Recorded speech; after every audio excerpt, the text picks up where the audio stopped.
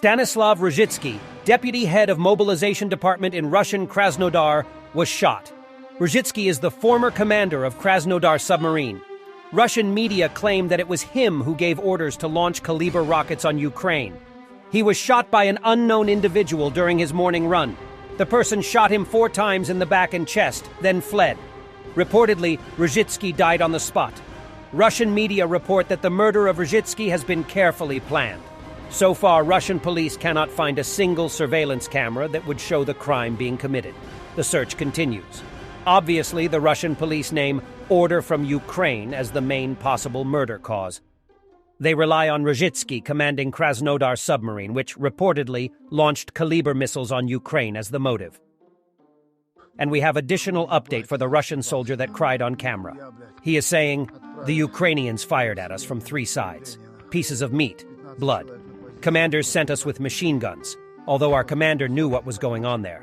Our entire company was destroyed, it seems to me. And on TV they say that we are destroying Abrams and Leopards here. I don't know, Mom, I'll survive. I won't survive. If anything, do not remember dashingly." An occupier who fled from the battlefield spoke about the real situation at the front, and it is deplorable for the invaders, to put it mildly. He records a video for his mother and says goodbye to her, and Ukrainians found the video in his phone. You know what that means. In Russian Tyumen, a tank drove out onto a beach where people were sunbathing and swimming. Tyumen administration reported that the tank drove there to pave the way in anticipation of the upcoming exercises and did not hurt people. They went on to say that the land near that lake belongs to Russian Defense Ministry, and civilians are not allowed to be on the beach in that part of the lake. But the people are saying they're driving straight at us. People have been sunbathing here for years, but the other day the military dug up all the entrances to the beach because they believe that this is their territory, says a local resident.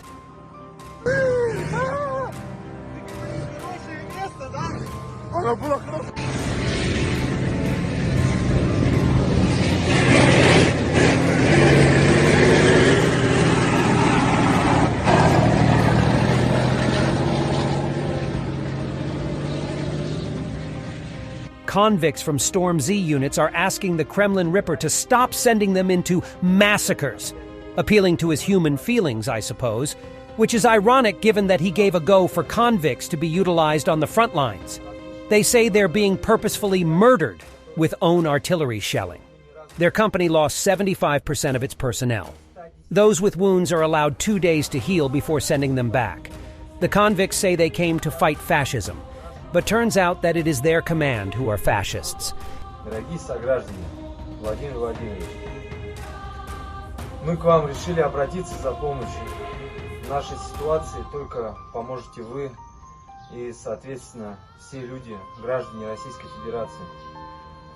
Мы попали в такую трудную ситуацию и решили вот так вот хотя бы поступить.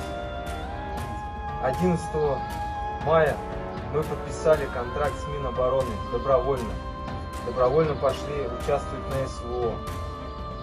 При подписании контракта нам проинформировали, что мы будем стоять на вторых и на третьих линиях, на постах.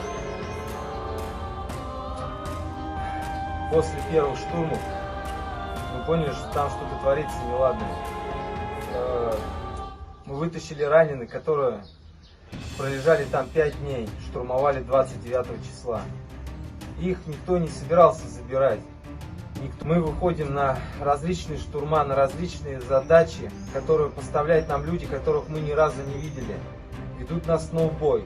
Из 110 человек нашей роты осталось менее 25 человек. И каждым днем наши ребята приезжают 300-ми, 200-е остаются там. 300-е это в лучшем случае. Каждый человек здесь вот сейчас находится. Он счастлив от того, что он вышел из этого ада, из этой нечисти, что отдает нам такие приказы. Я боюсь за свою жизнь. Не от того, что я пришел выполнять серьезное дело, так же, как вот ребята. От того, что когда мы выполняем задание, по нам же, наша же арта работает, минометы. Нас хотят искоренить, любым путем обнулить. Почему такое отношение к нам? Мы добровольно подписали эти контракты. участвовать не село, искоренить этот фашизм. А в итоге фашизм, он среди нас и пытается искоренить нас любыми путями. Не одни, здесь много таких людей. Некоторые боятся уходить. Некоторые боятся. нам говорили, что мы Стреляют никакие не плотно. штрафники, а такие же, наравне со всеми. Отношения совсем другое, на деле происходит все совсем по-другому. Да. Когда человек понимает, что задача невыполнима, и то, что там ведут на убой, стреляют под ноги и обещают обнулить. Как это, что это такое? Это тот же фашизм. По поводу лечения то же самое. Говорят, что осколки это все нормально. Живут, поедете.